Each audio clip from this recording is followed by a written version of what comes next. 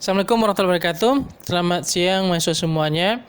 Hari ini kita bertemu lagi pada mata kuliah Translation pada meeting ke-6 dengan topik Equivalencies in Translation ya. Jadi kali ini kita akan belajar bagaimana sih tentang equivalent ya, kemiripan atau kesamaan ya, yang akan kita fokuskan lebih kepada bentuk leksikal ataupun gramatikal ya di dalam proses penerjemahan. Oke. Kalau kita bicara tentang equivalence in translation, kalau kita lihat definisinya yaitu replicates the same situation as in the original whilst using completely different wording. Artinya apa? Pada poin ini kita akan mencoba mencarikan ya, replicate ya, artinya replika ya, mencarikan bentuk yang sama, bentuk yang mirip. Apa yang kita cari? Same situation, situasi yang sama, konteks yang sama. As in the original, seolah itu memang dari aslinya. While using completely different wording, padahal itu menggunakan kata yang berbeda. Artinya apa? Dengan adanya kata yang berbeda, itu seolah kata itu dapat mewakili dari bahasa sumbernya gitu ya. Jadi kita akan mencari mana kata yang mirip. Kalau bisa mirip, kalau bisa sama itu lebih bagus, tapi kalau yang ada mirip juga tidak ada masalah ya. Selanjutnya, equivalent is therefore the ideal method. Merupakan metode ideal ketika seorang penerjemah has to deal with the proverb. Jadi nanti si penerjemah itu akan menemukan permasalahan ketika menerjemahkan proverb. Proverb itu artinya ungkapan ya. Begitu juga dengan idiom, klise, bahasa-bahasa klise. Nominal ini singular dan plural. Adjective presis artinya frase-frase, apakah nanti kata benda, kata sifat gitu ya, kata keterangan. Dan bahkan nanti itu adalah bunyi-bunyi ya. Jadi ada juga yang mengatakan seperti itu, bahwasanya ketika kita bicara kemiripan dalam terjemahan, artinya apa? Kita harus berhubungan ya. Bagaimana sebuah kata, frase itu dapat ditemukan pasangannya, dapat ditemukan kemiripannya pada bahasa lain ya. Based on Oxford Dictionary, equivalent is equal, interchangeable in value. Jadi berdasarkan dari kamus Oxford, equivalence itu merupakan sifatnya equal, sama, interchangeable, dapat bertukar satu sama lain, baik dari segi nilai, jumlah, signifikan, manfaat, dan sebagainya. Artinya apa? Ketika kita menerjemahkan kata dari atau frase dari sebuah terjemahan itu, maka nilainya harus sama, harganya sama, jumlahnya harus sama, signifikan atau manfaatnya jelas sama. Nah, itu yang harus kita pertimbangkan ya. Mungkin katanya tidak sama, tetapi arti atau maksudnya itu harus sama dengan apa bahasa sumber dengan bahasa target. Nah, jangan sampai berbeda ya. Jangan sampai setelah kita terjemahkan nanti rupanya antara nilai, antara jumlah dan manfaat dari sebuah terjemahan itu berubah artinya. Jadi ketika kita menerjemahkan itu, pastikanlah kita memang menilai dari nilai itu sendiri, dari harga, dari jumlah, dari manfaat dari sebuah kata atau frase ya, ataupun kalimat nanti. Finney and Bernard, as cited in Monday, stated equivalent refers to cases where languages describe the same situation by different stylistic or structural means. Finney dan Bernard ini juga mengatakan bahwasanya equivalent itu lebih mengacu kepada bahasa-bahasa yang dideskripsikan pada situasi yang sama. Artinya apa? Kata yang kita terjemahkan itu memiliki kondisi atau situasi yang sama dengan apa yang kita pakai. Nah, jadi bahasa sumbernya misalnya kata itu sedih, pada terjemahan kata itu juga kata sedih yang kita pakai. Jadi sama situasinya ya. Jangan sedih pada bahasa sumber, nanti tertawa pada bahasa target itu berbahaya ya. Jadi situasinya sama. Bagaimana caranya? Different stylistic. Stylistic itu adalah bagaimana suatu cara penerjemah itu menyampaikan informasi, bagaimana gaya penulisannya, bagaimana cara penyampaiannya. Itulah stilistik atau stilistika itu ya. Boleh saja dia menggunakan berbagai macam cara untuk mengungkapkan sepanjang arti dari sebuah kata, frase, kalimat itu tidak lari dia. Jadi boleh saja sekreativitas mungkin dia penerjemah itu untuk mengungkapkan bentuk terjemahan, tapi ingat yang kita pertahankan itu adalah arti dari sebuah terjemahan ya. Oke. Or structural means. Jadi boleh saja nanti tata bahasanya itu berbeda ya. Boleh saja nanti apakah kata keterangannya dulu gitu ya. Apakah kata keterangannya nanti setelah kata kerja atau sebelum kata kerja, boleh saja. Tergantung dari tata bahasa suatu bahasa itu sendiri. Jadi ketika kita menerjemah, maka kita juga harus mengetahui tata bahasanya. Tata bahasa ketika kita menerjemah ke bahasa Inggris, maka kita harus tahu bahasa Inggris itu bagaimana tata bahasanya. Harus kita ketahui dengan baik bagaimana cara penulisannya, di manakah letak kata keterangannya, kata sifatnya seperti apa dia. Bagaimana cara orang Inggris itu menulis, orang Amerika itu menulis, Australia itu menulis seperti apa dia. Itu yang harus kita sesuaikan dengan bahasa Inggrisnya. Begitu juga dengan bahasa Indonesia. Kita sebagai orang Indonesia, kita juga harus tahu tata bahasa Indonesia itu seperti apa dia. Bagaimana cara mengungkapkan kalimat yang sedang terjadi dengan sudah terjadi, apalagi yang akan terjadi. Bagaimana cara menandakannya. Itu yang harus kita pahami ya, itu yang harus kita pelajari. Jadi boleh saja nanti struktur atau grammarnya berbeda, tapi yang paling penting itu adalah artinya itu harus sama ya. Itu yang harus kita pertahankan. Selanjutnya, kalau kita bicara equivalences, kemiripan, kesetaraan dalam terjemahan, maka equivalent itu dia akan ada paling tidak ini ada 4 ya. Sebenarnya ada banyak lagi, tapi karena ini mata kuliah yang umum, jadi kita ambil yang sederhana saja. Jadi ada lexical equivalent di sana, ini kesetaraan berdasarkan kata. Grammatical equivalence itu kesetaraan berdasarkan tata bahasa. Textual equivalent berdasarkan teks. Dan pragmatic equivalence ini berdasarkan dari konteks ataupun ujaran yang mengelilingi sebuah teks ya. Oke. Jadi kalau kita bicara ada lexical di sana. Lexical itu adalah kata, gitu ya, kata. Kalau grammatical itu tata bahasa. Kalau textual itu teks, bagaimana sebuah teks itu dibuat, apa paragrafnya, kata penghubungnya, gitu ya.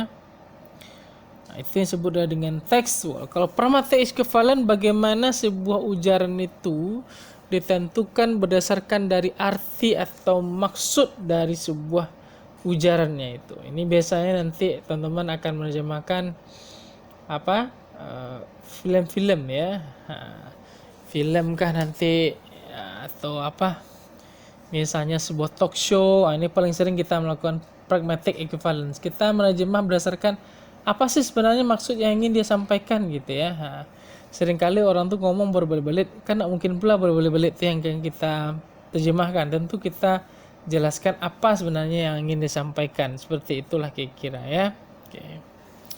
Itu terkait dengan equivalence dalam translation. Jadi ada sekitar 4 translation ya. Oke. Pada kesempatan ini kita hanya akan membahas 2 saja, yaitu lexical equivalent dengan grammatical equivalent. Lexical equivalent itu adalah kesetaraan dari bahasa. Ini nanti kita akan bahas ya. Kesetaraan dari kosakata atau kata. Oke. Kalau grammatical equivalent itu berdasarkan dari tata bahasa. Gitu ya. Tata bahasa. Oke. Kita masuk kepada topiknya.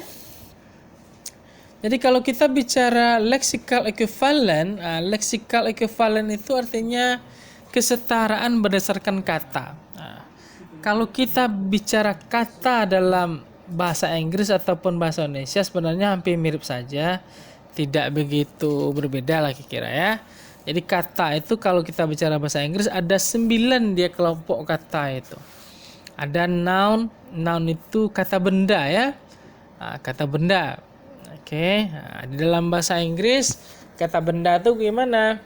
Ada jamak, gitu ya. Ada tunggal, ada singular sama plural, ada abstract noun, ada concrete noun. Nah, kira seperti itulah ya. Jadi kita harus paham bagaimana sih cara menentukan kata benda. Apa ciri-ciri kata benda dalam bahasa Indonesia? Apa ciri-ciri kata benda dalam bahasa Inggris? Itu yang harus kita ketahui sebagai seorang penerjemah leksikalnya itu ya. Bagaimana cara kita menerjemahkannya? Kata itu dibentuk dengan apa? Itu dia. Apa ciri-ciri sebuah kata? Itu yang harus kita pahami. Misalnya sebuah kata, misalnya development, itu contoh kan. Kalau kita ambil development itu, maka kata kerjanya adalah develop dan man-nya itu adalah penambah dari kata bendanya, gitu ya. Nation, oke, itu adalah kata benda, gitu ya. Kita tambah s, nations, menjadi bangsa-bangsa dia, menjadi banyak dia, gitu kira-kira ya. Jadi kita harus tahu bagaimana rumus ataupun pola bagaimana cara mengungkapkan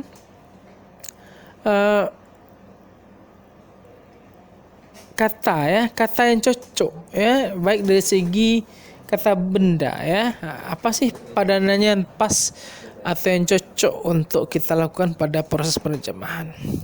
Selanjutnya ada kata pronoun. Pronoun itu adalah kata ganti orang. Pada kata ganti orang ini banyak sekali permasalahannya. Kalau pada bahasa Inggris orang lebih mengenal menggunakan istilah male and female. Kalau pada bahasa Indonesia orang menggunakan istilah laki-laki dan perempuan ya, bukan pria dan wanita. Kira seperti itu ya. Jadi ini beda dia. Sungguh beda. Jadi kita harus paham bagaimana sih secara seorang seseorang penerjemah itu memahami dasar dari kata ganti orang itu. Bagaimana cara dia nanti untuk menerjemah? Oke, maka pastikanlah dia harus menghafal dengan baik yang pronoun itu yang mana, gitu ya. I, you, we, they, she, he, it, seperti itu ya. Jadi harus tahu dia kapan menggunakan I ya. Nanti kalau dia menjadi me bagaimana, menjadi my dia bagaimana, atau mine seperti apa dia. Itulah yang harus kita pahami sebagai penerjemah dalam level pemahaman kita pada level pronoun. Oke, kata ganti orang. Nah, di dalam bahasa Inggris juga ada istilah verb. Verb itu dia adalah kata kerja. Nah, dalam bahasa Inggris kata kerja itu nanti akan ada 3. Ada past tense, ada present, dan juga ada future.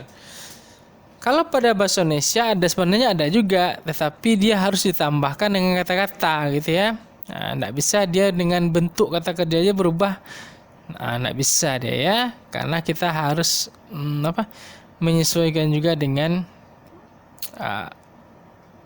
budaya atau pemahaman kita satu persatu ya. Jadi kata kerja ya, kata kerja. Jadi kalau kata kerja pada bahasa Inggris itu misalnya ketika kita tambahkan ed, bisa kita tambahkan ing, itu tidak bisa jadi kata kerja dia. Tapi kalau pada bahasa Indonesia tidak bisa seperti itu. Bagaimana pula nanti membuat kata kerja pada bahasa Indonesia? Misalnya ditambahkan preposisi gitu ya, ada di misalnya atau me, atau seperti itu ya. Jadi harus pandai-pandai kita dalam membuat suatu kata menjadi sebuah kata kerja, gitu ya. Itulah perbedaan bahasa Indonesia dengan bahasa Inggris dari segi kata kerja ya. Adjektif itu artinya kata sifat. Kata sifat ini ya biasanya kan paling sering terletak sebelum kata benda ya. sebelum kata benda. Bisa juga nanti terletak dia setelah akhir kalimat, boleh-boleh saja ya. Tapi seringkali kata sifat ini dia akan selalu berada pada kata awal dari sebuah kata benda. Bagaimana cara membentukkan kata sifat? Ini harus kita pelajari juga ya. Bagaimana cara membuat sebuah kata sifat? Itu harus kita pahami. Begitu juga dengan bahasa Indonesia. Bagaimana sebuah kata sifat pada bahasa Indonesia? Mana yang dulu? Kata bendanya kah yang dulu atau kata sifat yang dulu? Hal yang sama tadi pada bahasa Inggris. Pada bahasa Inggris yang dulu itu adalah kata apanya ya? Kata sifatnya baru dia kata bendanya. Tapi kalau kita bahasa Indonesia kata bendanya dulu baru kata sifatnya. Itu yang terjadi ya. Selanjutnya ada kata adverb. Adverb itu artinya kata keterangan. Keterangan itu biasanya akan ada dua. Kata keterangan waktu dan keterangan tempat. Kata keterangan waktu itu misalnya ada pagi, siang, malam, sore gitu ya. Itu harus kita ketahui atau teman-teman juga harus mengetahui mana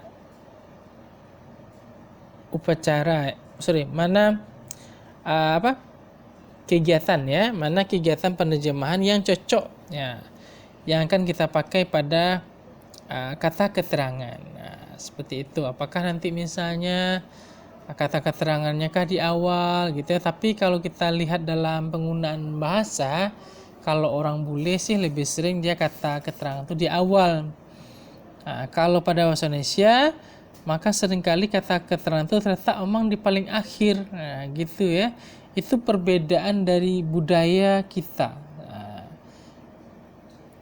Selanjutnya ada kata preposisi. Preposisi itu artinya kata penghubung antar kata. Jadi bagaimana sih sebuah kata itu dihubungkan satu sama lain. Misalnya seperti in, under ya, of gitu ya. Jadi itulah bentuk preposisi yang membantu bagaimana sebuah arti itu pas ya dengan penggunaan preposisi yang tepat ya. Ini ketika kita belajar preposisi, kita memang dihadapkan dengan pasangan-pasangan kata ya. Ini susah kita kalau kita tidak pandai atau tidak tahu tentang bagaimana sebuah preposisi dibuat. Bagaimana sebuah kata itu dibuat ya. Preposisi itu kata penghubung antar kata ya.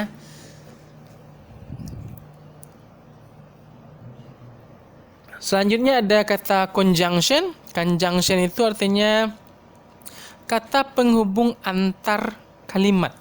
Ada seperti and, ada but, however.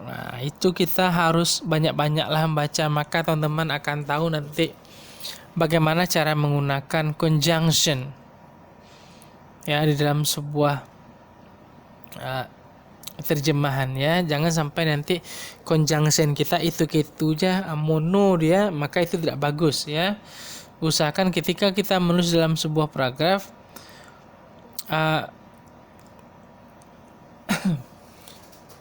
usahakanlah conjunction itu beragam dia. Bagaimana cara kita meletakkannya? Misalnya kalau kita sudah memakai after, apalagi ya yang kita akan pakai ya. Oke, itu terkait kepada conjunction. Ada juga istilah interjection. Interjection itu artinya apa? Kekaguman. Kekaguman kita pada sesuatu, biasanya kepada Tuhan, gitu ya. Ada misalnya istilah kata oh my God. Itu interjection. Jadi bagaimana sih cara penggunaannya, gitu? Cara penulisannya gimana, gitu ya?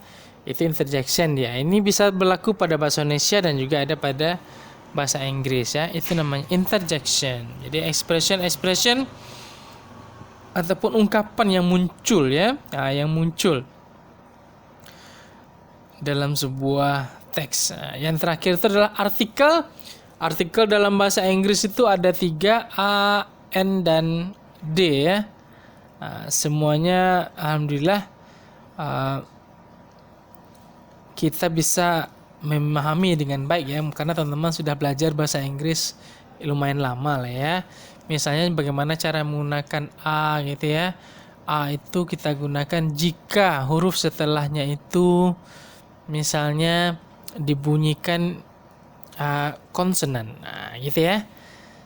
Contoh misalnya universitas, maka bacanya adalah a university. Kenapa dia bukan U? Kenapa dia menjadi university? Karena cara bacanya itu ya. Jadi universitas itu dibacanya university. Itu sebabnya dia menjadi A gitu ya. Bukan N. Nah, tapi kalau dia N, AN, nanti pasangannya itu adalah apa itu? Bunyi huruf yang setelahnya itu diawali oleh vokal. Jadi kalau vokal ketemu vokal, maka baru dia akan menjadi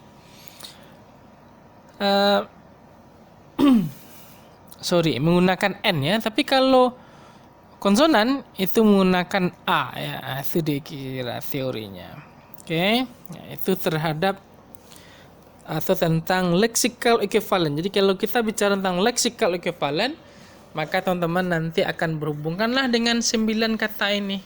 Bagaimana cara memahami? Ya pelajarilah. Ya mungkin agak terasa sulit, tapi inilah dunia dari penerjemahan itu. Kita memang harus menguasai 9 kelompok kata ini agar nanti kita bisa dengan cepat membuat kalimat yang baik atau yang bagus berdasarkan teori yang kita miliki ini. Oke. Lexical equivalent itu sebenarnya dia terbagi atas 2 bagian, yaitu partial dan total. Gitu ya. Kalau kita bicara partial, they also differ culturally, historically, and geographically. Artinya apa?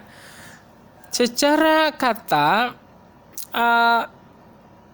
lexical equivalent atau kesetaraan kata ini dia berbeda secara budaya, secara sejarah, dan berdasarkan geografis. Kata ini juga berbeda dari segi collocation as well, phraseology ya. The different can be formal, pragmatic, denotative, connotative. Translation involves some other linguistic consideration such as syntax, semantic, and possibly phonology. Artinya apa pada bagian ini? Ketika kita menerjemah nanti kita akan memasukkan unsur-unsur budaya ataupun sejarah ataupun geografis ya, atau geografis dari sebuah kata itu. Nah, jadi bagaimana kata itu mewakili nanti budaya, sejarah ataupun geografis dari sebuah teks terjemahan. Nah, gitu ya. Perbedaannya apa? Can be formal, pragmatic, notative, and connotative. Nah, jadi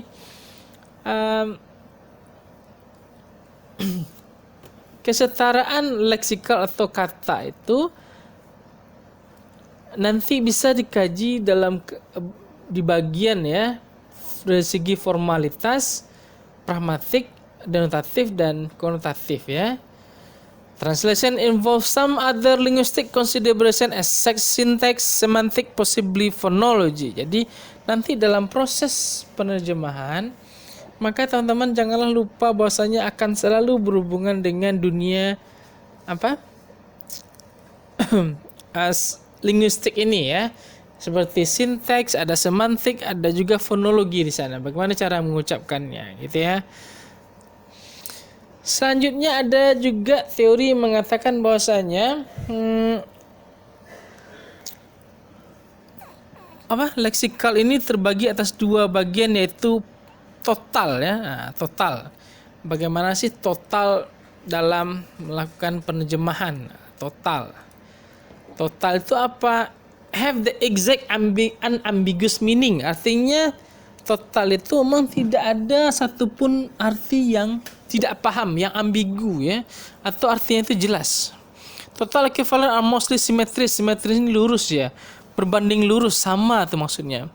It means if there is a one word expression in SL, the equivalent in the target language will be expressed by one word as well. It can be seen in the set example below ya. Nanti saya berikan tunjuknya. Jadi bahwasanya dalam proses ekuivalen ataupun total ekuivalen, jadi ada arti yang jelas. Ada arti yang jelas sana ya. Total equivalent are mostly symmetries. Jadi kesetaraan dari total ini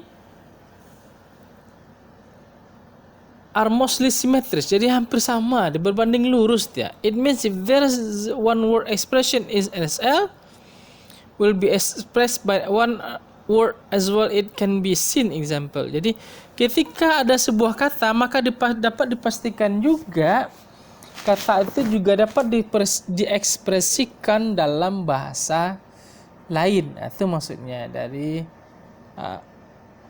permasalahan yang kita pelajari tentang lexical equivalent, yaitu parsial dan total.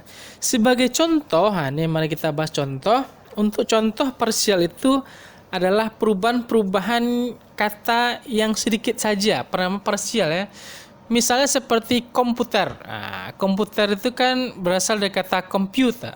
Jadi pada perubahan pada kata C menjadi K gitu ya. Itu kan mirip saja. Jadi parsial, sedikit dia perubahannya. Apalagi misalnya mangga menjadi mango, dia kan hampir mirip itu ya. Tulisannya tidak jauh beda. Itu namanya parsial dia. Jadi ada perubahan secara sedikit saja. Dari bahasa sumber ke bahasa target gitu ya. Kalau total berarti memang seluruhannya dia itu perlu diganti. Contohnya apa? Misalnya seperti bermain, itu play dia. Oke, misalnya 1 menjadi 1 dia, itu jelas berbeda antara 1 dengan 1, jauh bedanya. Gitu ya. Itu namanya total equivalent. Jadi memang berubah kata itu secara intinya ya. Tidak ditahan ya, ada perubahan untuk itu. Jadi kalau kita menemukan bentuk seperti ini nanti bisa teman-teman mengecek gitu ya, bagaimana sih dalam dunia internet ya, boleh saja nanti di Google kah atau apa, bagaimana bentuk-bentuk kegiatan proses penerjemahan menggunakan lexical equivalent dengan tipe parsial dan total. Jadi saya ulang lagi ya. Jadi parsial itu dia separuh perubahannya, seperti kata komputer itu hanya diganti hanya C saja. Komputer hanya itu yang artinya beda gitu ya. Kalau total dia memang artinya itu kata itu tidak bisa dipakai lagi kata bahasa sumbernya. Dia menjadi kata yang baru pada bahasa targetnya, seperti kaya. Maka pada bahasa sumbernya itu adalah rich. Kayak seperti itu kan. Ya. Oke, kita lanjutkan lagi. Kita masuk kepada topik kedua, yaitu grammatical equivalent. Kalau kita bicara grammar equivalent atau grammatical equivalent, maka nanti kita akan mencari kesetaraan dari sebuah tata bahasa. Grammar is a set of rule, jadi merupakan sekelompok aturan which determine the way in which units such as word and phrases can be combined in language. Jadi bagaimana dalam satu teks itu akan ada gabungan dari sebuah aturan yang membahas tentang kata dan frase yang digabungkan dalam sebuah kalimat. Jadi gitu. Jadi kalau kita misalnya memahami dari apa yang kita sampaikan, jadi grammar itu dia memang set of rule. Jadi memang ada aturannya di sana. Jadi grammar itu hampirlah dengan matematika bagi kita ya, 1 sama 1 itu ya 2, kira seperti itu ya. Jadi memang tidak ada ampunnya sedikit mungkin kalau kita bicara tentang grammar ya, tata bahasa. Grammar has 2 main dimension, ada morfologi dan sinteks. Nih. Jadi morfologi itu sama seperti tadi, ada kata morfem bebas, ada morfem terikat gitu ya. Bagaimana cara membentuk sebuah kata dengan morfem. Itu perlu kita pelajari ya. Jadi sinteks itu cara penyusunan sebuah beberapa kalimat menjadi sebuah beberapa kata menjadi sebuah kalimat. Seperti itu ya. Bagaimana cara seorang itu merangkai kata sehingga dia menjadi seperti apa? Sebuah kesatuan lagi kira seperti itu ya. Morfologi itu adalah studi tentang morfem, ada free morfem, ada bound morfem. Nanti yang kata itu adalah yang free morfem. Bagaimana caranya berpisah ya? Bagaimana cara nanti menggabungkan ya, memisahkan antara morfem terikat dengan morfem bebas. Bagaimana caranya? Misalnya kata misalnya adalah sebentar ya. Misalnya kata literal atau contohnya ya, literal, maka pasangannya adalah non literal gitu ya. Bukan illiteral. Illiteral itu hampir tidak ada ya. Jadi kita harus pahami bentuk-bentuk dari kosakata orang lain ya, atau bahasa lain supaya kita paham apa sebenarnya yang maksud. The way in which their form varies to indicate specific contrast in the grammatical system. Jadi nanti akan ada perubahan-perubahan mendasar dari segi morfem ya, bagaimana sebuah kata itu dibentuk. Kira seperti itu ya. Jadi harus dipelajari sini adalah singular sama plural, ada number, present, syntax yang terkait kepada kelompok dari struktur kata-kata, the linear sequence of classes words, noun, verb, adverb, adjective sebagainya. Jadi akan ada nanti kalimat-kalimat yang sequence setara aja. Jadi intinya dalam kajian grammatical equivalence ini nanti kita akan mencari atau membantu sebuah penerjemah itu paham dia bagaimana cara menerjemahkan grammar atau tata bahasa yang baik ya, seperti itu. Oke. Jadi dalam kajian grammatical equivalent itu, ini topik kita yang terakhir. Jadi grammatical equivalent itu nanti teman-teman akan membahas tentang number. Number itu angka ya, atau jumlah. Bagaimana sama seperti tadi ya, bagaimana sebuah angka itu mempengaruhi kata kerja. Misalnya ketika ada kata some, bagaimana dia nanti perubahannya pada kata kerja. Misalnya kata every atau each, bagaimana itu perubahan pada kata kerja. Itulah nanti. Jadi gramatikal itu dia akan berhubungan antara subjek dengan verbnya akan berjalan seperti apa. Itu number, angka. Jadi ketika kita memahami dari angka ini, maka nanti kita akan memudahkan proses penerjemahan dengan baik ya. Selanjutnya ada gender. Gender ini kesetaraan dari kesetaraan dari laki-laki dan perempuan. Laki-laki itu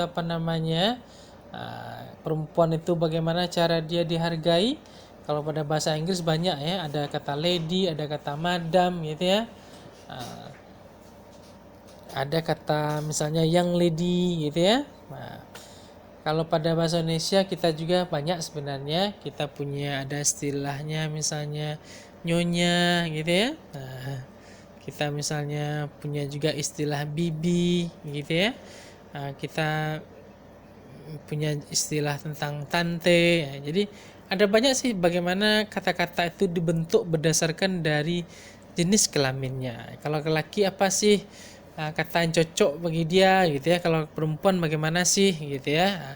Ada juga nanti kata yang netral itu bisa digunakan untuk laki-laki dan perempuan.